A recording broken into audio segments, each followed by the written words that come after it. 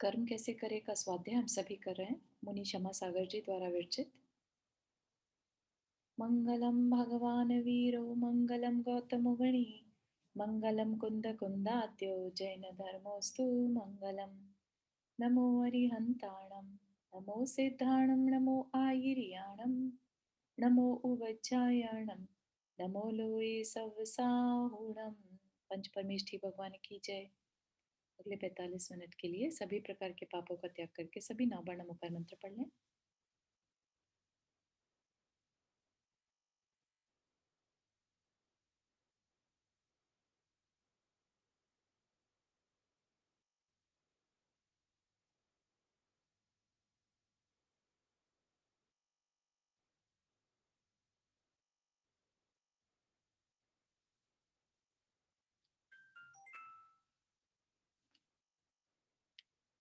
हम्म तो हमारा इसमें फर्स्ट चैप्टर ऑलमोस्ट होने लगा था, है ना। तो हमने एक कहानी प्रतीक के रूप में पढ़ी थी, एक मेटाफोर के रूप में, कि किस तरह से हम चक्र में अपनी आसक्ति के कारण पड़े हैं। हमें कुछ चाहिए और जो मिल जाता है हमें उससे बेटर चाहिए रहता है ना। तो चार जो फ्रेंड थे, उनमें से पहला जो था वो कॉपर में सेटिस्फाई हो गया, तो कॉपर की माइन के पास रुक गया कि मेरे लिए इतना बहुत है। बाकी तीन नहीं सेटिस्फाई रहे, आगे चले, तो सिल्वर माइन के पास पहुंचे। तो सेकंड दोस्त वहां जाके रुक गया। ठीक। तो बाकी दो को फिर भी नहीं सेटिस्फेक्शन हुआ, वो और आगे चले, तो गोल्ड माइन मिल गई। तो एक फ्रेंड वहां रुक गया। ठीक है ना। तो फोर्थ जो था, उसको उसमें भी सेटिस्फेक्शन नहीं हुआ। उसने सोचा जब कॉपर की मिली है, सिल्वर मिली, गोल्ड मिली, तो नेक्स्ट तो डायमंड मिलनी ही चाहिए। जबकि हमें नहीं मालूम रहता कि आगे क्या होगा, है ना। और अगर मिलती जितनी मिलती जा रही है और जिसकी आसक्ति ज्यादा होगी, जिसकी डिजायर्स ज्यादा होंगी, उसको लगेगा कि ये पूरी हो गई तो और हो सकती है, इसका मतलब, है ना। तो लेट्स मूव फॉरवर्ड। तो वो नई डिजायर को लेके खड़ा हो जाता है। तो यही चीज समझाने की कोशिश कर रहे हैं कि जो चार लोग, है ना, चलते चले जा रहे हैं कुछ पाने के लिए, वो क्या कर रहे हैं, बेसिकली एक एक ट्रैप में फंसे हुए हैं, जिससे वो निकल नहीं पाते। ये ट्रैप है कि कुछ मिलेगा, इससे बेटर मिलेगा, है ना। यही सोचकर हमारा भी संसार चलता रहता है। हम भी जितना मिल गया उसमें सेटिस्फाइड ना होके, हम भी आगे और मिलेगा करके और कंटिन्यू करते रहते हैं। तो इस तरह से हम अपने संसार के चक्र को बढ़ा लेते हैं, क्योंकि हमारी हर एक एक्शन रिएक्शन पर हम अपने कर्म को बांधते रहते हैं। ठीक है ना। तो ऐसा नहीं है कि हम आगे भी बढ़ते जाएं और हमारे कर्म भी ना बंधे। ठीक है ना। तो ऐसा नहीं है। तो यहाँ पर भी वही दिखाया था कि जब उसे पता चला कि डायमंड नाम की कोई खदान नहीं है, माइन नहीं है, जो है वो मेरे को लेसन सीखना है कि अब इससे ज्यादा लालच मुझे नहीं करना चाहिए था, है ना। उस लालच के चक्कर में वो दिन रात में फंस गया, चक्रों में फंस गया। ठीक। तो यहाँ पर क्या कह रहे हैं कि ये तो कहानी तो एक जस्ट एक प्रतीक थी, एक एग्जाम्पल से थी, लेकिन हम भी अपनी सावधानी और अनासक्ति से इस चक्र से मुक्त हो सकते हैं। जो फोर्थ फ्रेंड है, वो क्यों फंस गया था इस चक्र में? क्योंकि उसको आसक्ति बहुत ज्यादा थी, डिजायर्स बहुत ज्यादा थी कुछ पाने की। अज्ञानता क्या थी उसकी? उसने अ, अप, अपनी उस आसक्ति को नहीं पहचाना, है ना। वो किस चीज के लिए भाग रहा है, उसने उस चीज को रियलाइज नहीं किया, इसलिए वो इस चक्र में फंसता चला गया। ठीक है ना। तो अब हम सबके साथ भी यही चक्र चल रहा है। बात असली तो हमें ये समझनी है कि हम सब भी एक चक्रव्यूह नाम सुना होगा आपने, है ना। अभिमन्यु का चक्रव्यूह जो पहले युद्ध के समय में बनाए जाते थे, भूल भुलैया कह लीजिए, सिमिलर टू दैट चक्रव्यूह, जिसमें घुसने की और निकलने की एक ट्रिक रहती है। ठीक है। अगर वो ट्रिक आती है तो ठीक है, तब घुसना अच्छा है। लेकिन अगर नहीं आती तो तुम अपनी जान भी गवा सकते हो। ठीक।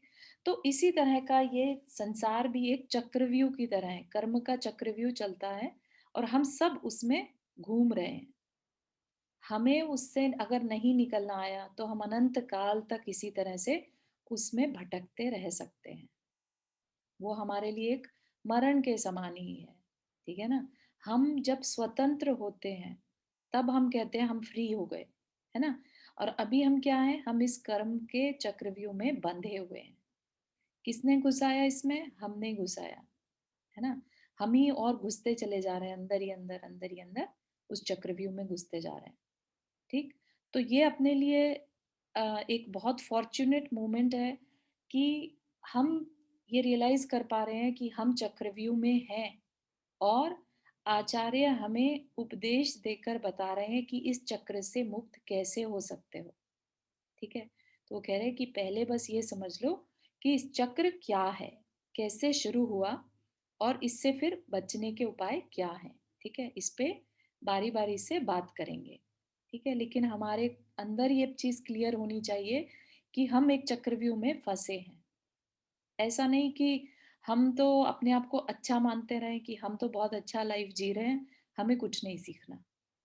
ऐसी फीलिंग नहीं आनी चाहिए, क्योंकि अगर हमें सीखने की इंटरेस्ट खत्म हो गया या हम इस रियलिटी को नहीं समझे कि हम संसार के चक्र में फंसे हैं, तो फिर हम एफर्ट्स ही नहीं लगाएंगे, है ना? तो ये चीज हमें क्लियर होना चाहिए। भले ही हम गृहस्थी चला रहे हैं, भले ही हम सारी बाहर में जो क्रियाएं दिख रही हैं वो सब कुछ कर रहे हैं, लेकिन अंदर में क्लैरिटी होनी चाहिए। दैट्स ऑल यहाँ पर बात कही जा रही है। ऐसा कहीं पर भी नहीं है कि आप सब कुछ छोड़कर और संन्यास ले लीजिए या अब बस अपनी सारी क्रियाएं बंद कर दीजिए, कुछ भी नहीं। अभी सिर्फ क्या बात करी है कि संसार चक्र रूप है, उसको अपनी बिलीफ सिस्टम में लाना होगा, ठीक है? तो बहुत सारी चीजें हमने इस फर्स्ट चैप्टर में सीखी। पहली तो ये कि ईश्वर नाम की जो पर्सनालिटी है, वो हमारे लिए गाइडेंस का काम करती है, इससे ज्यादा कुछ नहीं। वो हमें मार्ग दिखा रही है कि ये रास्ता है, चलना तुम्हें है, ठीक? फिर किस रास्ते पर चलना है, उसकी जिम्मेदारी हमारी है। हमने डिसाइड किया कि हम कौन से रास्ते पर चलेंगे, ठीक? फिर जिस रास्ते पर चल रहे हैं, तो ये बताया कि वह रास्ता एक चक्र की तरह से है, एक भूल भुलैया है, जिससे निकलने का रास्ता हमें नहीं मालूम। लेकिन अगर हम आचार्यों की गाइडेंस को फॉलो करें तो शायद उससे हम निकल सकें, ठीक है? तो वो गाइडेंस क्या है वो आगे चलेगा, ठीक है ना? तो हम चक्र क्या है वो भी समझेंगे और उससे निकलने का क्या रास्ता है ये भी समझेंगे, ठीक है? तो सो फार ये हमने पहले चैप्टर से समझा, ठीक? तो इसी भावना के साथ कि हम इस सारी प्रक्रिया को समझ करके अपने जीवन को इस चक्र, संसार के चक्र से मुक्त कर सकेंगे, ठीक है? तो सबको अपने अपने लिए करना होगा। कोई पिता अपने बच्चों के लिए नहीं कर सकता, कोई बच्चा अपने पेरेंट्स के लिए नहीं कर सकता, ठीक है? सबको कहीं न कहीं, किसी न किसी लेवल पे आके इस सारी प्रक्रिया को समझना भी होगा और उससे निकलने के उपाय भी खुद ही करने होंगे, ठीक है? एक माँ जिसको कि कहा जाता है बच्चे से बहुत अटैचमेंट होती है, वो भी अपने बच्चे की तकलीफ में भले ही कितना घुटती रहे, लेकिन उसकी तकलीफ को तिनका भर भी कम नहीं कर पाती, समझ रहे हैं? तो सबको अपने अपने हिस्से का जो भी हम करके आए हैं, ठीक है, वो सब हमें खुद उसको डील करना पड़ता है, ठीक है? तो इस चीज को दिमाग में रखिएगा। तो हम यहाँ पर क्या सीख रहे हैं? हम अपने बिलीफ सिस्टम को ठीक करना सीख रहे हैं, ठीक है? अब पहले उसमें दिखा दिया कि जो विविधताएं हैं, जो वैरायटीज दिखाई दे रही हैं हमारे चारों तरफ, उसकी जिम्मेदारी हमारी है। ये क्लियर हो गया सबको? हमारी लाइफ में कुछ भी होता है, चाहे ईच एंड एवरी मोमेंट पे कुछ भी फीलिंग आ रही है, कुछ अच्छा लग रहा है, बुरा लग रहा है, ये सब की जिम्मेदारी हमारी अपनी है। दूसरा क्या होता है? सिर्फ उसका निमित्त बनता है, ठीक है? तो ये बात बहुत अच्छे से समझना होगा। जो भी विविधताएं दिख रही हैं, इसकी जिम्मेदारी हमारी है, ठीक है? किसी और की नहीं। अब क्या कह रहे हैं? कर्म प्रधान विश्व करी राखा, जो जस करही तस फल चाखा। कि ये सारा जो विश्व है वह कर्म प्रधान है। जो जस करहि, जो जैसा करता है वैसा उसे फल मिलता है। ठीक है, तो ये थ्योरी मानने लायक है कि जहां आज हम जो हैं वो इसलिए हैं क्योंकि हम कर्म करते हैं। ठीक है, हम अच्छे हैं हम बुरे हैं वो हमारे पिछले कर्म की वजह से हैं, या हम जो आज करते हैं उसकी वजह से हैं। ठीक है, तो कर्म प्रधान सब कुछ मान के चलना। जो हम विचार करते हैं वो हमारे मन का कर्म है। ठीक है, तो यहाँ पर ऐसा कौन है जिसके विचार नहीं आते? हमारे सबके अंदर थाउजेंड्स ऑफ विचार एवरी सिंगल डे। बोला जाता है कि 30,000 के अराउंड एक दिन में हम थॉट्स कर लेते हैं।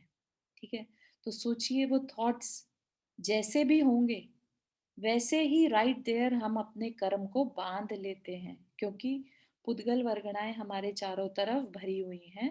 जैसे ही विचार करते हैं चार्ज क्रिएट होता है, और जैसे आयरन से मैग्नेट खींचता है, वैसे मैग्नेट से आयरन खींचता है, वैसे ही हमारे ये कर्म हमारे आत्मा से की ओर खींच जाते हैं। ठीक है, तो मन का कर्म हम क्या करते हैं, कैसे करते हैं? विचारों के थ्रू। ठीक, जो हम बोलते हैं वो हमारी वाणी का कर्म है। ठीक है, तो हम कभी बोलते हैं कभी नहीं बोलते, लेकिन अंदर ही अंदर भी कुछ लोगों की बोलने की आदत होती है। वो मुंह से तो बाहर से तो नहीं बोल पाते, लेकिन उनका कंटिन्यूअस अंदर एक टॉक चलती रहती है। ठीक है, तो वो भी एक तरह से बोलना ही है। भले ये मुंह से बाहर से कुछ ना निकाले शब्द में आवाज के रूप में, लेकिन अंदर में जो हम बोलते रहते हैं कुछ ना कुछ आपस में, एक चैटर बॉक्स चलता है ना, वो भी हमारी वाणी का कर्म है। ठीक, और फिर जो हम क्रिया करते हैं, जो एक्शन लेते हैं, है ना, वो सारे क्या है? हमारे शरीर का कर्म है। जो भी हमारे चेष्टा है, चेष्टा मतलब कोई भी मूवमेंट हम करते हैं, एक जगह से उठ के दूसरी जगह जाना भी मूवमेंट है। ठीक है ना, लेट से इसी मूवमेंट में हमारे से किसी जीव का घात हो गया। ठीक है ना, तो वो जो घात हो गया तो क्या उससे कर्म नहीं बंधेगा हमारा? बंधेगा, है ना। तो जो इस तरह की क्रियाएं हैं जो हम शरीर से कार्य करते हैं वो हमारे शरीर का कर्म है। और क्या कह रहे हैं, इतना ही नहीं, हम जो करते हैं वह तो कर्म है ही। ठीक, हम जो भोग रहे होते हैं वह भी कर्म है, और जो हमारे साथ जुड़ता है संचित हो जाता है वह भी कर्म है। तो जैसे होता है ना कि सिनोनिम्स रहते हैं, राइट, एक ही वर्ड कई तरह से यूज में आता है।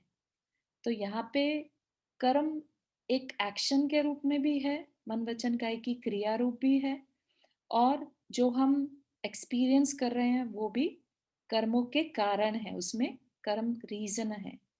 तो जो हम भोग रहे होते हैं वह भी कर्म है, और जो हम आगे के लिए बांधते हैं वह भी कर्म परिगणाओं के रूप में जुड़ते हैं, इसलिए उन्हें भी कर्म कहा।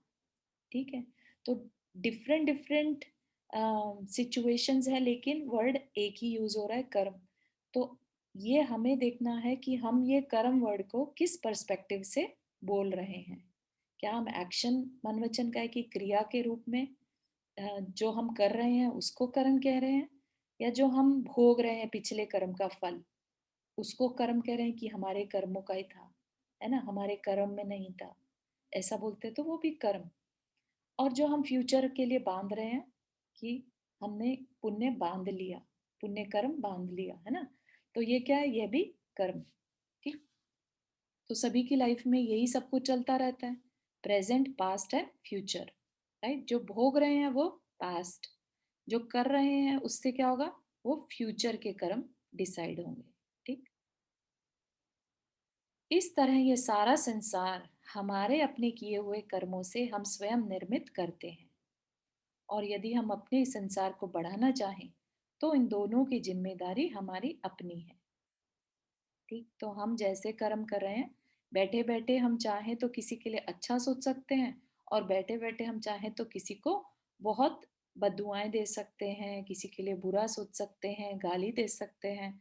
लेकिन उस पर्सन को भले ही ना पता हो कि कोई उसको गाली दे रहा है या कोई उसको ब्लेसिंग दे रहा है, लेकिन हम जो ये कर रहे हैं हमारे थॉट से हम अपने कर्म जरूर बांध रहे हैं। ठीक है ना। तो इस तरह से हम अपनी अज्ञानता में कर्म बांध लेते हैं। ठीक। यदि हम अपने संसार को बढ़ाना चाहें, अच्छा, हर जीव की अपनी व्यक्तिगत है, हर जीव की अपनी स्वतंत्र सत्ता है, क्योंकि कोई किसी के लिए कुछ नहीं कर सकता, ये बात को हमने समझा। ठीक। एक दूसरे से हम प्रभावित होकर मन से विचार करते हैं, वाणी से अपन विचारों को व्यक्त करते हैं, शरीर से चेष्टा या क्रिया करते हैं और इस विचार या कही गई बात को पूरा करने का प्रयत्न करते हैं। और इसी तरह हमारा संसार किन्हीं क्षणों में बढ़ता है और किन्हीं क्षणों में हमारा संसार घट भी जाता है। अच्छे विचार कर रहे हैं तो संसार घट जाएगा, बुरे विचार कर रहे हैं तो बढ़ जाएगा, है ना। संसार घट कैसे जाएगा? बुरा अच्छा कर रहे हैं तो, अच्छे विचार हैं तो संसार कैसे घटेगा? तो ये भी अपने समझने की चीज है, आगे अपन समझेंगे इसको, काफी लंबी डिस्कशन हो जाएगी इसके लिए। लेकिन हमारे ही हाथ में है कि हम अपने संसार को घटा और बढ़ा भी सकते हैं। ठीक। तो इसलिए जो संसार की विविधता है, विविधता से चारों तरफ जो हमें वैरायटीज दिख रही है, वो मेरी अपनी वाणी, मेरे अपने मन और मेरे अपने शरीर से होने वाली क्रियाओं पर निर्धारित है बहुत हद तक। सब कुछ निर्धारित हो 100% वो यहाँ पर नहीं कह रहे, क्योंकि कुछ ऐसा है जो हम चेंज नहीं कर सकते, ठीक है ना। लेकिन बहुत 95% ऐसा है जो हम अपने आप डिसाइड करते हैं। ठीक। इसलिए ऐसा कहा कि जो विविधता है, मतलब हमारी अपनी लाइफ में जो ये बार बार आता है ना कि मेरे साथ ही ऐसा क्यों, या मैं ऐसा क्यों, या वो ऐसा क्यों और मैं ऐसा क्यों, राइट। कंपैरिजन होता है या क्रिटिक होता है, एनालिसिस होता है, वो सारी चीजों के आंसर हमें कर्म थ्योरी को समझने से मिल जाते हैं। गीता में कर्म के 3 भेद कहे, जैन दर्शन में भी कर्म के 3 भेद कहे, हम दोनों को समझें। तो यहाँ पर ये भी चीज देखने की है कि भले ही जैन आचार्य कुछ कह रहे हैं, इसका ये मतलब कभी नहीं होता कि हम नॉन जैन से अच्छी चीज को ना समझें। ठीक है। तो ये ब्रॉडर विजन जरूरी रखना चाहिए कि जो भी चीज हमें हमारे गोल तक पहुंचा दे, वो चाहे हमें कहीं से भी सीखने मिले, उसके लिए हमें ओपन रहना जरूरी है। ठीक है ना। अगर ऐसा कुछ नहीं होता तो यहाँ पर क्यों कहते गीता की बात यहाँ पर, है ना। एक जगह पर वो ये भी कहते हैं कर्मण्येवाधिकारस्ते मा फलेषु कदाचन। तो जो गीता का श्लोक है उसको रिपीट करा जाता है, क्यों करते हैं? अगर अगर हम ऐसे रिजिड होते, इतने नैरो माइंडेड होते, तो हम गीता की बात ही क्यों करें? कहीं उसमें अट्रैक्ट हो गए तो, राइट। तो ये चीज उनके अंदर भी हो सकती थी ना, डर होता है इस बात का। लेकिन नहीं, उनका इसको यूज करने का पर्पज ही यही है ताकि हम अपना ब्रॉडर विजन रखें और जहां से जो बात हमें समझ में आ रही है उसको सीखें। लेकिन जो फाउंडेशन स्ट्रांग होने के बाद ही करें। ठीक है। एक बार आपकी फाउंडेशन स्ट्रांग हो गई, आपको ये क्लैरिटी हो गई कि हम कौन हैं या आत्मा की विशेषताएं क्या हैं, ठीक, उसके बाद आप कुछ भी समझें, कहीं से भी समझें, सब कुछ ले दे के क्या होगा? अपनी आत्मा के कल्याण के लिए। ठीक है। तो कल्याण किसका करेंगे? जिसको हम अच्छे से जानते होंगे उसी का करेंगे, उसकी नेचर पता रहेगी तब कल्याण कर पाएंगे, है ना। तो इस वजह से अपने को थोड़ा सा उस तरफ भी ध्यान देना चाहिए कि आत्मा की नेचर, उसकी पर्सनल मतलब उसकी क्वालिटीज क्या हैं, वो थोड़ा सा हमें समझना चाहिए। तो कभी समय लगेगा तो वी कैन लर्न दैट। तो क्या कह रहे हैं यहाँ पर? हम दोनों को समझे तो कुछ क्रियावान कर्म होते हैं जो हम करते हैं और उनका फल हमें तुरंत देखने में आता है। क्रियावान कर्म मतलब करा और उसका फल मिल गया। ठीक। हम सुबह से शाम तक जो भी कर्म करते हैं उन कर्मों का फल भी हमें हमारे सामने देखने में मिल जाता है। जैसे जो डेली वेजेस वाले होते हैं, डेली काम करते हैं और डेली उनको शाम तक मेहनत का फल मिल जाता है, राइट। तो ये क्या हो गए? क्रियावान, कुछ करेंगे तो पाएंगे। शाम को उतने पैसे उतनी तनख्वाह लेकर के लौटता है। हम यहाँ पर किसी को गाली देते हैं तब वह हमें तमाचा मार देता है ना। तो ये भी क्या हो गया हमारा? राइट अवे हमें उसका रिजल्ट मिल गया। तो इनको क्या बोला ऐसे कर्मों को? जो सेम डे या राइट अवे रिजल्ट दे दे तो क्रियावान कर्म। हमारा गाली देने का कर्म हमें किसी न किसी रूप में फल दे करके चला जाता है, यह क्रियावान कर्म है। ये हम रोज कर रहे हैं और इसका फल भी हमें लगे हाथ चखने में आ जाता है। लगे हाथ चखने में मतलब उसी टाइम पे हमें उसका रिजल्ट मिल जाता है वेरी सून, चाहे वह शुभ हो या कि अशुभ। लेकिन इतना ही नहीं है, इससे भी कुछ अधिक है। कुछ ऐसे क्रियावान कर्म हैं जिनका फल हमें तुरंत नहीं मिलता, देर सवेर मिलता है। और उन कर्मों को हम क्या कहते हैं? संचित कर्म। संचित मतलब हमारे बैलेंस में है, राइट? कब उदय में आएंगे, कब फल देंगे, नहीं पता, है ना? तो उनको क्या कहते हैं? जो नहीं पता कब देंगे, अभी की अभी राइट अवे फल ना देके उन्होंने क्या डिसाइड हुआ, उनका उनकी स्थिति हमारे बैलेंस में चले गए वो, ठीक। कुछ कर्मों का फल ही हमें रोज मिलता है, कुछ का फल तो हमें बाद में भी मिलता है। कर्म हमारे वर्तमान के भी हैं, कर्म हमारे अतीत के भी हैं, ठीक। जो हम सोचते हैं ना कि हम आज जैसे हैं बिकॉज हमने बहुत मेहनत की है ऐसा बनने के लिए, लेकिन पूरा क्रेडिट हम मेहनत को ही दें ऐसा ठीक नहीं है। हम मेहनत के साथ साथ हमारे जो पिछले कर्म थे उसकी वजह से हमें ऐसे निमित्त भी मिले जिसकी वजह से आज हम सक्सेसफुल हैं, ठीक। तो इसमें क्या कहा जाएगा? कर्म हमारे वर्तमान के भी हैं। मतलब कर्म यहाँ पर किस पर्सपेक्टिव से? कि हमारी क्रिया, ठीक है ना, हमने अच्छा किया, रिजल्ट अच्छा मिला। लेकिन कभी कभी देखा होगा ऐसे भी लोग होते हैं जो बहुत अच्छा करते हैं लेकिन रिजल्ट उतना नहीं मिल पाता, है ना? तो ऐसा नहीं होना चाहिए था। अगर पुरुषार्थ सब बराबर कर रहे हैं, सबके एफर्ट सेम हैं, तो रिजल्ट भी सेम होना चाहिए था। लेकिन बहुत सारे केसेस ऐसे होते हैं जिनमें ऐसा देखने नहीं मिलता, राइट? तो तब जाके पता चलता है कि कर्म थ्योरी पढ़ने से कि कर्म हमारे साथ अतीत के भी हैं, ठीक। कि हमने पहले कैसे कर्म किए थे, तो हमारा कोई पाप कर्म का उदय आ गया जिसकी वजह से हमने बहुत अच्छे एफर्ट्स तो मारे लेकिन फिर भी भाग्य ने साथ नहीं दिया, है ना? कहते हैं ना ऐसी बात। तो ये बिल्कुल सही सेंटेंस है कि हमने एफर्ट्स तो किए लेकिन भाग्य ने साथ नहीं दिया। एग्जाम के लिए बहुत तैयारी करी, लास्ट डे पे बुखार आ गया तो पूरा परफॉर्मेंस प्रॉपर नहीं कर पाए। तो ये क्या है? ये किसी पाप कर्म के उदय से, क्योंकि वो बांधा हम ही ने था, है ना? तो किसी पाप कर्म के उदय से हमारा वो काम जितना हमने एफर्ट्स डाले थे उतना रिजल्ट हमें नहीं मिल पाया, ठीक। और क्या है? अब ऐसा नहीं है कि पिछले कर्म ही अभी आज ही उदय में आके खत्म हो जाएंगे। कुछ हो सकता है कि और फ्यूचर में आए, ठीक है ना? प्लस जो हम आज कर रहे हैं वो भी हो सकता है फ्यूचर में आए। जरूरी नहीं है कि आज की आज शाम तक उसका रिजल्ट मिल ही जाए, ठीक। तो जो कर्म है वो हमारे साथ भविष्य में क्या व्यवहार करेंगे यह भी वर्तमान में हम निर्धारित कर लेते हैं।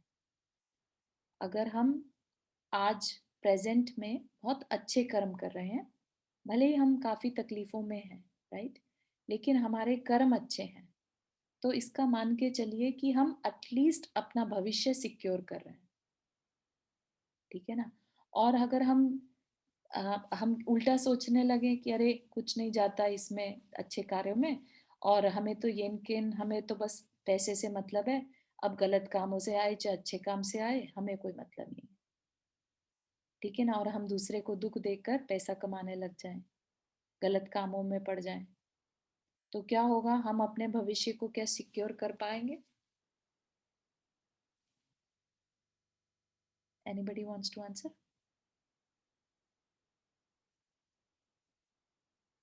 जिस तरह से हमारे आज के कर्म है, आज का हमारी सोच है, उससे क्या हमारे फ्यूचर पर इफेक्ट पड़ेगा?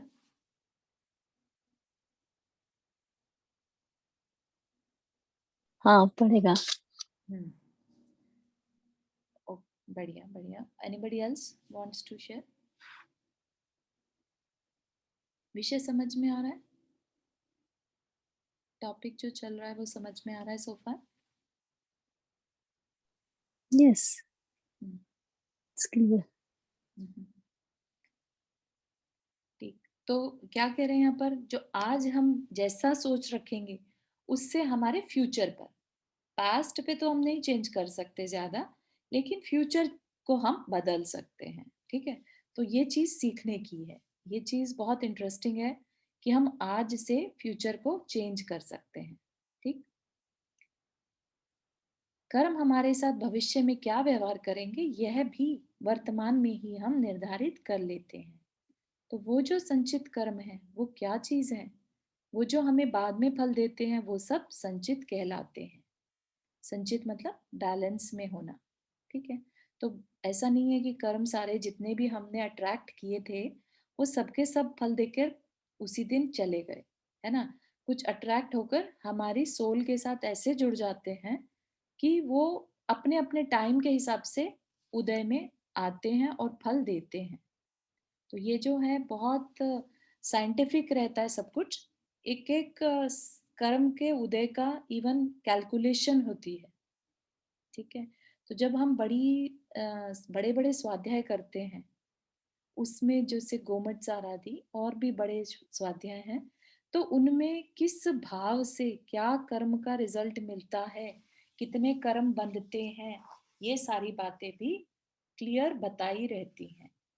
है ना? इसी वजह से जब वो कैलकुलेशन अगर सोचिए, अगर आपको समझ में आने लगे, तो आप किसी का भी भविष्य बता पाएँगे कि भई इसने इतना कर्म किया है, इतना इसका बैलेंस है, इसके साथ ये होगा। है ना? तो इसी तरह से जो अवधि ज्ञानी मुनिराज और मनःपर्य ज्ञानी मुनिराज होते हैं, वो ये सब बता पाते हैं। वो एक तरह से ज्ञान की ही पर्याय है, ज्ञान की ही शक्ति है, जो इतना बता पाती है। तो उनकी सारी कैलकुलेशन उनके अंदर अपने आप आने लगती है, ठीक?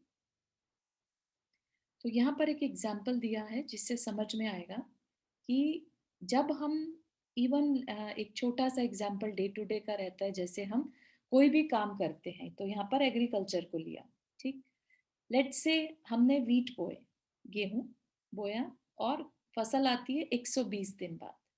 बोया आज है, लेकिन फसल आएगी, जो क्रॉप रेडी होती है, जो ग्रेन रेडी होगा वो 120 डेज़ बाद, ठीक? तो बोया आज, लेकिन रिजल्ट मिलेगा 120 डेज़ बाद। बाजरा बोया, बाजरा इज़ आई थिंक मिलेट, तो वो बोया तो 90 डेज़ बाद। और अगर कोई फल बो दिया, लेट्स से आम बो दिया, मैंगो, तो 5 साल बाद, ठीक है ना? तो हर एक चीज़ का टाइम अलग-अलग है, ठीक? बोया आज है, तो आज की आज फल देते ये ज़रूरी नहीं है, ठीक?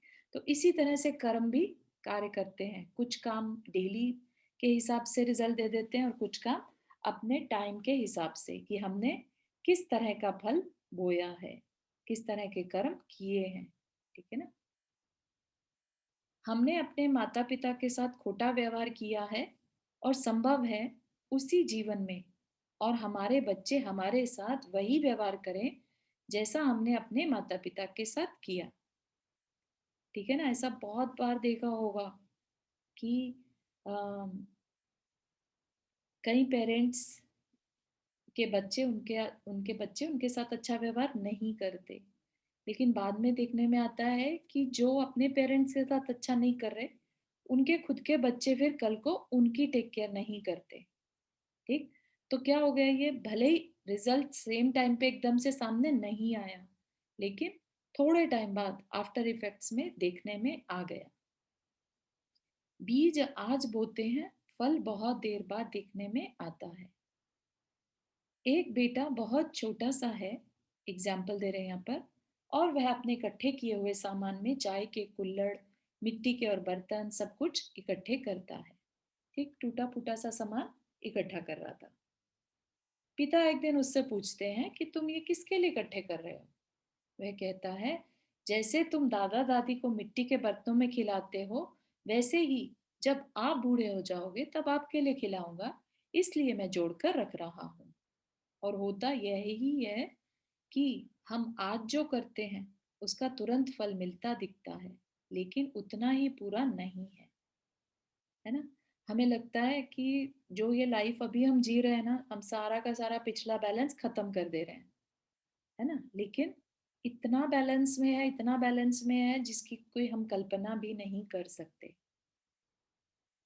मतलब we don't even have the number of digits कि कितना लंबा समय, अनंत काल जिसे कहते हैं, इनफाइनाइट टाइम, अभी भी हमारे बैलेंस में पड़ा है। इतने टाइम के कर्म हमने ऑलरेडी बांध रखे हैं। ठीक है ना? तो आज जो दिख रहा है हमें, वो बहुत छोटा सा पार्ट दिख पा रहा है। और ये तो हम बहुत फॉर्चुनेट हैं कि हम एक अच्छे कुल में पैदा हो गए, है ना? जहाँ पर हमें अम, सच क्या है, सत्य क्या है, ये चीज का नॉलेज प्रॉपर मिल रहा है विदाउट एनी अटैचमेंट। क्योंकि हमारे जो देव शास्त्र गुरु हैं, उनमें वीतरागता होती है। उनमें कहीं पर भी राग ना होने से वो जो बात कहेंगे, वो जो सच होगी उसी को कहेंगे।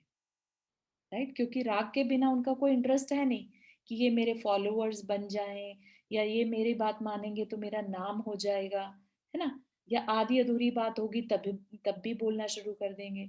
अपने तीर्थंकर हैं, जब तक पूरी नॉलेज नहीं हो जाती, केवल ज्ञान नहीं हो जाता, तब तक नहीं बोलते। राइट? और केवल ज्ञान उस समय होता है जब कोई राग नहीं रहता, उनका चारित्र मोहनीय खत्म हो जाता है। जिस मोहनीय कर्म की वजह से हमारे अंदर राग द्वेष होता है, वो ही नहीं है, उसके ना होने पर जो बात वो कहेंगे, वो हर एक के कल्याण की होगी। राइट? और हम ऐसे कुल में पैदा हो गए जिसमें ऐसे तीर्थंकरों के उपदेश हमें आचार्यों के थ्रू मिल रहे हैं। ठीक है ना? तो ये हमारे किसी बहुत बड़े पुण्य कर्म की वजह से हमें मिल रहा है। वो अलग बात है कि हमारी लाइफ में हो सकता है और भी तकलीफें हो। No one is perfect, no one is fully satisfied. ठीक है ना? तो ऐसा नहीं है कि तकलीफें नहीं है लाइफ में, लेकिन हमें कहीं ना कहीं अपने उस बेनिफिट जो हमें मिला है, फल मिला है, उसको भी ग्रैटिट्यूड की तरह से फीलिंग में लाना चाहिए कि कितने लकी रहे हम। इतनी इस टाइम पर तो स्पेशली जब इतनी तकलीफ में सारी दुनिया गुजर रही है, इन राग द्वेष के चक्रों में, कोई किसी को मार रहा है, काट रहा है, गोलियां चल रही हैं। राइट? कहीं किसी किसी देश में आतंकवादियों का इतना ज्यादा कंट्रोल है कि लोग ठीक से जी नहीं पा रहे हैं। अभी हम अगर यूक्रेन रशिया की लड़ाई भी देखें, तो यूक्रेन के जो लोग हैं, उनके ऊपर कितना, मतलब ट्रॉमा में जी रहे हैं वो लोग। ठीक है ना? और ऐसे में उनको जैन धर्म जैसी एजुकेशन मिल पाना, वो तो बहुत दूर की बात है। डे टू डे की नॉर्मल लाइफ भी नहीं जी पा रहे। और हम अगर उनसे अपनी लाइफ को कंपेयर करें, तो हमें लगेगा कि हमारी वो जो दिक्कतें हैं छोटी मोटी, वो तो कहीं बराबर में भी नहीं बैठती। राइट? हमें दूसरों को देखने के बाद फिर रियलाइज होता है कि हमें क्या मिल गया। ठीक है ना? तो फिर कंप्लेन करने का मन भी नहीं होता। ठीक है ना? तो उसने क्या किया, बच्चे ने उठाकर रख लिए। ठीक, तो हमें भी ऐसा ही होता है। कुछ कर्म हमारे संचित हो जाते हैं और फल बाद में भोगना पड़ता है। हम कर्म करते हैं, कर्म हमारे साथ बंधता है और कर्म का फल हमें भोगना पड़ता है। ठीक, इन तीन स्टेज में ये कर्म की प्रक्रिया निरंतर चलती रहती है। यह भी साथ में है कि यहाँ वर्तमान में जो संचित हमने किया, उतने में से कितना भोगना है। हमारे पास पहले से जो संचित है उससे कितना भोगना है। राइट? तो हम, क्या होता है, प्रक्रिया क्या है कि हमने कुछ किया। ठीक, कुछ करने से कर्म बंधा। ठीक, वो बंधा तो अपना कभी ना कभी फल देगा। ठीक, तो अब जो बंधा वर्ड हम यूज कर रहे हैं, वो पास्ट के कर्म से भी बंधा। राइट? तो हमने जो पास्ट में कर्म किया, वो आज उदय में आ रहा है। और सारा सारा का सारा आ जाए, वो भी जरूरी नहीं है। राइट? तो उसमें से कुछ आया और कुछ बचा रह गया। ठीक है? बंधा रह गया। और जो हमने आज किया, वो हमने फ्यूचर के लिए बांधा। ठीक, तो हमने जो पहले बांधा था, वो क्या कहलाएगा? प्रारब्ध। प्रारब्ध होता है लक। ठीक, तो जो हमने पहले बांधा था, आज वो उदय में आ रहा है, तो उसको क्या कहते हैं? प्रारब्ध, हमारा लक है। है ना? किसी किसी को हम हमारे मुंह से निकल जाता है ना कि अरे बड़ा लकी है, ये तो जो सोचता है इसका वो काम हो जाता है ना? या थोड़े से एफर्ट्स में ज्यादा काम हो जाए, या बहुत ज्यादा नाम होना, है ना? ये सब चीजें क्या है, ये सब बाय लक होती हैं। कुछ चीजें ऐसी होती हैं जो बाय लक ही होती हैं। ठीक। तो ये लक क्या है, हमारे पिछले भव के कुछ कर्म ऐसे थे जो आज पुण्य थे हमारे, जो आज हमें उसका लाभ मिल रहा है ना? जैसे आम बोया था तो 5 साल बाद फसल कटी है, राइट? तो खूब आम खा रहे हैं बैठ के। 5 साल तक खाए क्या? नहीं खाए, है ना? देखते रहे बस, बिना फसल के बैठे रहे। और जब आया तो हमें बहुत खुशी हो रही है। ठीक। इसी तरह से अगर हमने कुछ अच्छा बोया था, अच्छा पुण्य किया था, और आज हम उसको कंज्यूम कर रहे हैं, हम भोग रहे हैं। ठीक है। भोगते कैसे हैं? जब हमें अच्छा लग रहा होता है, दैट मीन हम अपने कर्म को भोग रहे हैं। जब हमें बुरा लग रहा होता है, इसका मतलब हम अपने पाप कर्म को भोग रहे हैं। तो ये अच्छा और बुरा लगना हमारे पास्ट की वजह से है। लेकिन क्योंकि हम भोग रहे हैं, हम अंदर से फीलिंग कर रहे हैं बुरी या अच्छी, तो हम फ्यूचर को फिर से बांध रहे हैं। इसीलिए हमारे जो आचार्य हमें कहते हैं कि ना तो अच्छा फील करो ना बुरा फील करो, समता में रहो। क्यों रहो समता में? ताकि आगे कर्म मत बांधो। बांधने का कारण क्या है? क्योंकि हम बहुत ज्यादा खुश हो जाते हैं, उछलने लगेंगे, कुछ ना कुछ तो करेंगे। ठीक है। और या फिर हम बहुत दुखी हो जाते हैं। ठीक। हमारे अपने संचित किए हुए कर्मों में से कितने पक करके अपना फल देंगे, और जिनका फल हमें भोगना पड़ेगा। ठीक है ना? तो अब हमारे साथ प्रॉब्लम ये होती है कि हमें नहीं मालूम कि हमने आम का पेड़ बोया है, कि हमने गेहूं बोए हैं, कि हमने बाजरा बोया है। हमें बस इतना पता है कि हमने कुछ बोया है ना? हो सकता है हमने करेला बो दिया हो, तो उसका फल कड़वा भी आ सकता है। ठीक है। तो ये नॉलेज होना जरूरी है कि हम क्या बो रहे हैं। ठीक है। तो ये इसको हम क्या कहते हैं? अज्ञानता से बांधे हुए कर्म। हमने ये रियलाइज ही नहीं किया कि हमने अपने लिए अच्छा बोया है कि बुरा बोया है। ठीक। तो सब, लेकिन जितना भी जो बोया है वो अपना टाइम आने पर फल जरूर देगा। हाँ, सपना हाथ रेस किया। मेरा एक क्वेश्चन है, हम्म, लाइक जैसे अगर किसी के प्रति हमारी जो फीलिंग्स हैं, हम्म, कभी-कभी नहीं अच्छी होती है। हालाँकि उसने हमारा कुछ नहीं बिगाड़ा होता, राइट? हम्म। लेकिन फिर भी हमें उससे वो पॉजिटिव वेव्स नहीं मिलती, या कभी हम मिलते हैं तो वो खुशी नहीं होती। तो ये भी कर्म में ही आता है या पिछले कर्म में आता है? हाँ, उस पर्सन का मिलना हो सकता है पिछले कर्म की वजह से हो, लेकिन आज जो हम उसको देखकर भाव कर रहे हैं, वो हमारे लिए फ्यूचर के कर्म बांधेगा।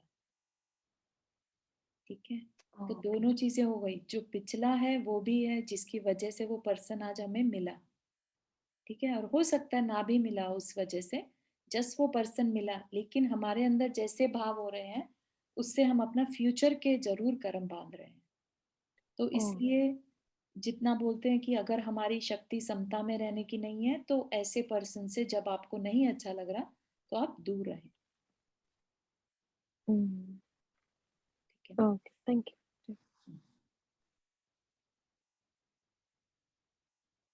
मेरे पास कितना समय है, मेरी अपनी लाइफ कितनी है, उस लाइफ में जो जो आते चले जाएंगे वो अपना फल देंगे, कुछ शेष रह जाएंगे। है ना? इसी लाइफ में सब कुछ हम भोग लें, ये नहीं हो पाता, क्योंकि हमने millions and billions of years के कर्म अपनी सत्ता में बांध कर रखे होते हैं, बैलेंस में। सबके सब तो अभी नहीं आ सकते। साधु लोग क्या करते हैं, वो इन फ्यूचर में आने वाले कुछ कर्मों को समय से पहले भी बुला लेते हैं।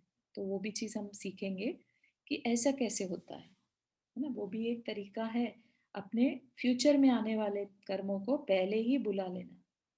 ठीक है ना? जो आगे मेरे साथ ट्रैप होकर के जाएंगे और मुझे आगे भी अपना फल देंगे। कोई भी कर्म अपना फल दिए बिना नहीं जाता। फल कर्म है तो फल भी मिलेगा। ज्यादा मिलेगा, कम मिलेगा, मीठा मिलेगा, खट्टा मिलेगा, कड़वा मिलेगा, ये डिपेंड करता है लेकिन फल है तो फल का कर्म है तो फल जरूर मिलेगा। कुछ बोया है तो कुछ ना कुछ तो निकल के आएगा, है ना। ये नहीं कह सकते कि ये वीड है, वेस्ट चली गई, है ना। वेस्ट कुछ नहीं जाता, कर्म अपना फल जरूर देगा, किसी न किसी रूप में देगा, पर अपना फल देगा। ये हमारा पुरुषार्थ है, जिस पर हम बाद में विचार करेंगे कि हमें उस कर्म के फल के साथ कैसा बिहेवियर करना है। ठीक है, जैसे अभी सपना ने क्वेश्चन किया था, है ना, कि हमें उस कर्म के फल के साथ कैसा बिहेवियर करना है। कर्म का फल आ गया कि वो पर्सन हमारी लाइफ में आ गया, अब हम क्या करें, कैसा बिहेव करें। तो बहुत अब समझदारी से करना होगा। वो पर्सन हमारी लाइफ में है क्योंकि हमारे पिछले किसी कर्म का उदय था, वो हमारी लाइफ में आ गया। ठीक है, जैसे कि पार्शनाथ भगवान का स्टोरी अगर किसी ने सुना हो यहाँ पर, तो 10 भवों तक उनके पिछले भव का एक बैरी, एक एनिमी बार बार उनकी लाइफ में आता रहा और प्रॉब्लम्स क्रिएट करता रहा। ठीक, तो क्या था ये, किसी पार्शनाथ भगवान के ही किसी कर्म का फल तो था। कौन सा था इसकी चर्चा हमें नहीं मिलती, लेकिन ये भी पक्का है कि कुछ तो था जिसकी वजह से वो पर्सन ने इतना बुरा उनके साथ बिहेवियर किया। ठीक, लेकिन फिर अब उसमें पार्शनाथ भगवान ने कैसा बिहेव किया, आगे कर्म बांधे कि कर्मों से छूटने का उसको रीजन बना लिया। ठीक है ना, तो वो भी हमारी सीखने की चीज है। तो यहाँ पर अभी हमें सिर्फ ये समझना है कि कर्म हमारे साथ बंधते कैसे हैं। ठीक है, तो बहुत सारी चीजें हो गई ना कर्म से रिलेटेड। क्या क्या हमने समझा अभी तक, कि कर्म कहते किसे हैं, जो हम क्रियाएं कर रहे हैं वो कर्म है, राइट। जो उदय में आकर फल दे रहे हैं वो कर्म है, और जो हम संचित कर रहे हैं आगे के लिए कलेक्ट कर रहे हैं वो भी कर्म है। ठीक, फिर ये कर्म हम कैसे करते हैं, मन वचन काय की क्रिया से निरंतर करते हैं। फिर हम अगर कुछ बोया है, कर्म क्रिया, हमने कुछ भी एक्शन रिएक्शन किया है तो फल जरूर मिलेगा। ठीक है ना। तो अब क्या कह रहे हैं कि अभी हमें सिर्फ समझना है कि कर्म हमारे साथ बंधते कैसे हैं। ठीक है, तो जो हमने अभी बात करी कि रिएक्शन एक्शन से कर्म बंधते हैं, तो ये कैसे हो जाती है प्रक्रिया, हमें क्यों नहीं पता चलता, क्यों हमारी इतनी अवेयरनेस नहीं रहती कि कर भी रहे हैं हम और हमें पता भी नहीं चलता, है ना। तो ये हमारी अज्ञानता कैसे हो गई। ठीक है ना, तो ये सारी चीज को हम देखेंगे, कर्म हमारे साथ बंधते कैसे हैं, ये आते कहाँ से हैं, और इनको बुलाता कौन है, और इनमें फिर फल चखाने की सामर्थ्य कहाँ से पाते हैं। ठीक, और फिर फल चखाने की सामर्थ्य कौन डालता है इनमें, और कितनी देर तक ये हमारे साथ रहे आते हैं, और यह कौन निर्धारित करता है। बहुत सारे क्वेश्चन हो गए एक साथ, है ना। तो ये बहुत पेशेंटली हमें सीखना होगा। राजेश भैया आपने हाथ रेस किया। हाँ, मैं पूछ रहा था जैसे अगर हमारा कोई पर्टिकुलर कर्म चल रहा है, अगर बीच में है और आयु कर्म खत्म हो जाता है, हम्म। तो क्या वो अगले उसमें भी कंटिन्यू करता है, या फिर मतलब उतना ही बनते हैं जो आयु कर्म के अकॉर्डिंग ही वो पूरा कंप्लीट कर जाए? नहीं, अपने अपने हिसाब से अकाल मरण की बात कर रहे हैं आप, है ना, या नहीं, नेचुरल भी है तो मतलब अगर जैसे अगर आपका कोई कर्म चल रहा है, पुण्य कर्म चल रहा है, और हम्म, वो मतलब उसे फल देना है, तो मतलब इतना आयु कर्म के हिसाब से ही मतलब वो कर्म एक्टिव होते हैं, या मतलब जो आगे भी फॉरवर्ड हो जाए कि भाई जितना आधा दे दिया आधा अगले जन्म में देगा, तो मतलब इस तरीके से भी चलता है, या फिर वो पूरा आयु कर्म जितना है उतने ही कर्म बनते हैं कि उसका फल उसके ड्यूरेशन में ही खत्म हो जाए? हाँ, तो कर्म अपने जब फल देते हैं तो निषेक के थ्रू देते हैं। ठीक है, कर्म के पार्टिकल्स होते हैं ना, वो अपने हाँ, जैसे जैसे उदय में आते जाएंगे फल देते जाएंगे, राइट। तो उसमें हाँ, सेकंड बाय सेकंड का इफेक्ट रहता है। ठीक है, तो हाँ, हाँ। अगर हमारी आयु ही खत्म हो गई तो फिर वो वहां पर रुक जाएंगे। ठीक है ना, तो अब वो मत- अपना इफेक्ट आगे चल के देंगे, यस, सत्ता में ही रह जाएंगे वो। मतलब वो आधे मतलब हाँ, उसमें मतलब जैसे अगर उदय में भी आके तब भी मतलब रह जाता है मतलब? हाँ, उदय उदय में आकर तो वो खत्म हो जाएंगे, वहां पर आकर तो उदय में आ गए तो क्षीण हो जाएगा, खत्म ही होगा, वो वापस से हाँ उदय में आया हो, वो वापस नहीं जाएगा। ठीक है ना? तो अच्छा, वो मतलब आगे नहीं जाएगा, मतलब कैसे वहीं खत्म जितना चाहे होगी? कम चाहे हाँ, ज्यादा, वहीं वहीं खत्म होएगा। हाँ, जैसे हम समझें तीर्थंकर भगवान रहते हैं, जिनका हाँ कि आयु पूरा होने को है, राइट? उनकी तो डिसाइडेड है और हाँ आयु हाँ पूरी होने को है, लेकिन कर्म अभी बचे हुए हैं, ठीक है? तो हाँ उनके केस में कैसे कर्म वो खत्म करते हैं? समुद्घात करके, ठीक है? हाँ उनके शरीर में आत्मा के प्रदेश जो है फैल जाते हैं और पूरे जितने भी कर्म बैलेंस में हैं, उनको कंज़्यूम कर लेते हैं, भोग लेते हैं। हाँ हाँ। ठीक है? तो इस तरीके से तरीके हैं उसके अलग-अलग। तो नहीं, नॉर्मल जैसे नॉर्मल जीव नॉर्मल है में वो तो उदय में कुछ कर आए नहीं सकता। तो हाँ, वो क्षीण हो जाएगा, खत्म हो जाएगा। अपना फल किस तरह का देगा, वो डिपेंड करेगा हमारे भाव कैसे चल रहे हैं, है ना? हो सकता है बहुत सूक्ष्म प्रक्रिया रहती है कर्म की, तो लेकिन वो फल देके चले जाएँगे, जो उदय में आ गए और जो सत्ता में रह गए, वो आगे चले जाएँगे, नहीं कार्मिक। वो तो चले जाएंगे, जो ऐसे उदय में ही नहीं है वो तो रहेंगे, तो आगे बढ़ेंगे, या जो नए बंदे हो जाएंगे। लेकिन मैं उसका जो मतलब प्रोसेस में है, मतलब हाँ। प्रोसेस मतलब वो चाहे उसका बचा हुआ भी है फल, लेकिन वो क्षीण हो जाएगा, मतलब उधर ही वहीं खत्म कर हाँ, हाँ, हाँ, हाँ। जब आते हैं तो एक-एक समय के निषेक उदय में आते हैं एक्चुअली।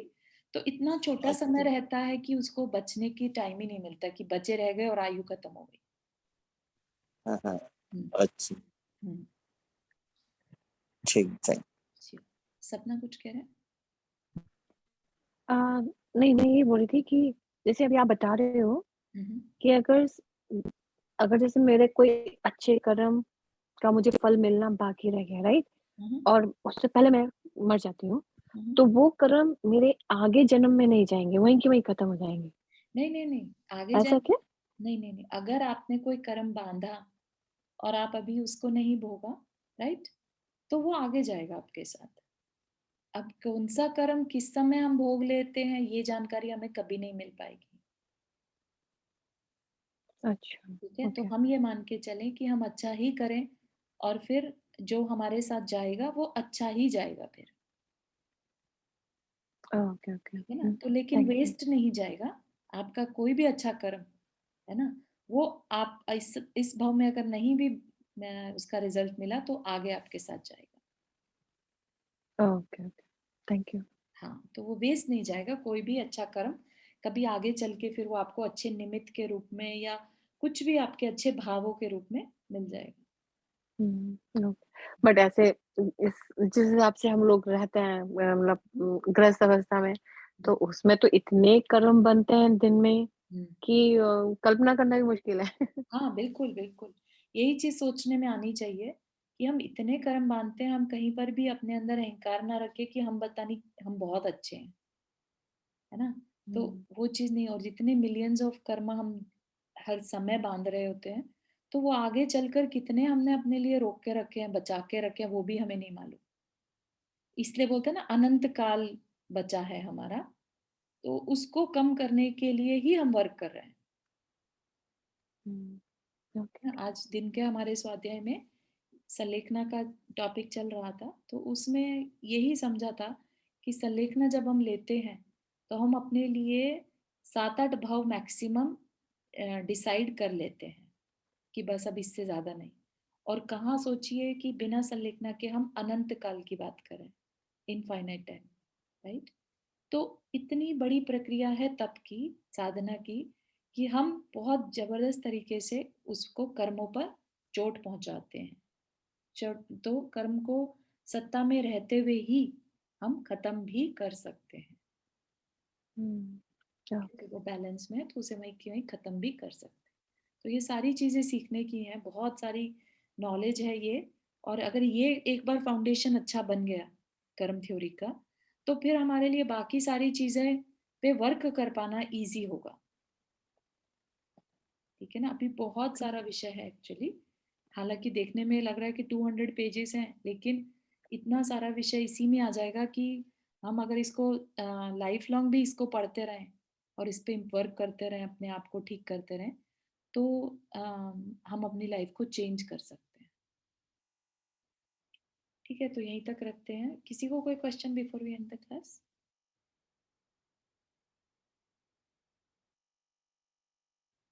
हुँ, जिनवानी स्तुति। जावाणी के ज्ञान से सूझे लोकालोक, सो वाणी मस्तक धरो सदा दे तो दो। हे जिनवाणी भारती तो ही जपो दिन रैन, जो तेरा शरणा गहे सो पावे सुख चैन। नौ बार नमक।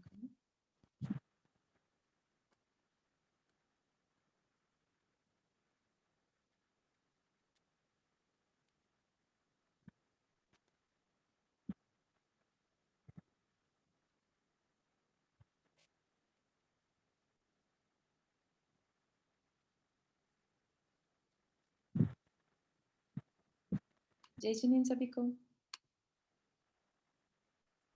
जय जिनेन्द्र सर जी और सभी को। जय जिनेन्द्र सभी को।